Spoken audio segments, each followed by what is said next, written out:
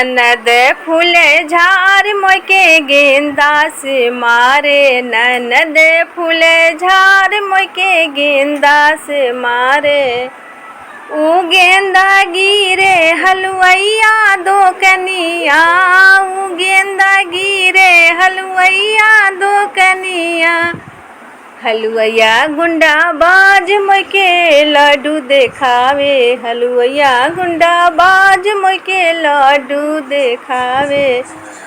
लड्डू देखावे या गल में चोरावे, लड्डू देखावे या गल में चोरावे, बगल में चोरावे। कनखिया मार मार मोई के बोलावे, कनखिया मार मार मोई के बोलावे। ननद फूल झार मोई के गेंदा से मारे।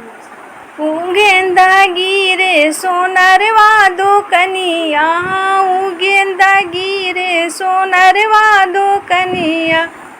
सोनरवा गुंडा बाज मोई के टीका देखावे, सोनरवा गुंडा बाज मोई के टीका देखावे।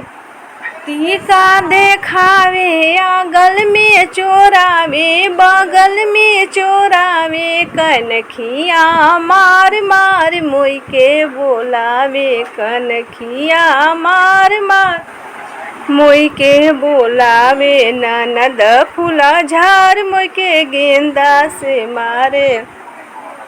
ऊ गेंदा गिरे चूड़ीहरवा दो कनिया, ऊ गेंदा गिरे चूड़ीहरवा दो कनिया। चूड़ीहरवा गुंडा बाज मोई के चूड़ी देखावे, चूड़ीहरवा गुंडा बाज मोई के चूड़ी देखावे। चूड़ी देखावे या गल में वो चोरावे, बगल में चोराए। कनखिया मार मार मोई के बोलावे, कनखिया मार मार मोई के बोलावे। ननद फूल झार मोई के गेंदा से मारे। ऊ गेंदा गिरे बाजजवा दो कनिया, ऊ गेंदा गिरे बाजजवा दो कनिया। बजजवा गुंडा बाज मोई के साड़ी देखावे, बजजवा गुंडा बाज मोई के साड़ी देखावे। साड़ी देखावे या गल में चोरावे, बगल में चोरावे। कनखिया मार मार मोई के बोलावे, कनखिया मार मार मोई के बोलावे।